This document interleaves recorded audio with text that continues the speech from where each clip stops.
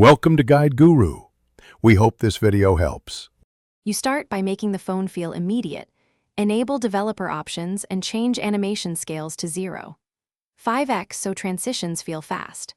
Once done, pick a modern launcher that supports gestures, custom grid sizes, and an adaptable app drawer. This is the backbone of your look. Make sure to back up settings before swapping icons or widgets and install a high-quality icon pack plus a flexible widget app. These first steps change appearance and interaction quickly, giving you control over layout and motion. You now shape visual identity. Apply an icon pack that matches color accents and corner radii to create a cohesive system.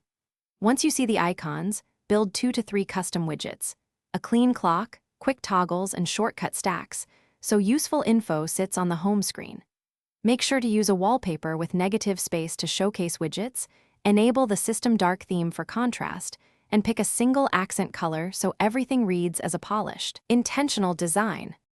You finish by polishing behavior and reliability. Map gesture shortcuts for common apps, fine-tune haptic feedback and back gesture sensitivity so interactions feel natural, and test transitions. Then set automations, night mode, battery saver at 1%, and do not disturb schedules to keep the look consistent without manual effort.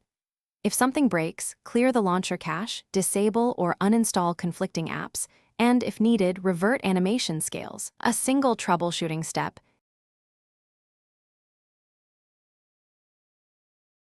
Thanks for watching. Consider subscribing if we helped you today.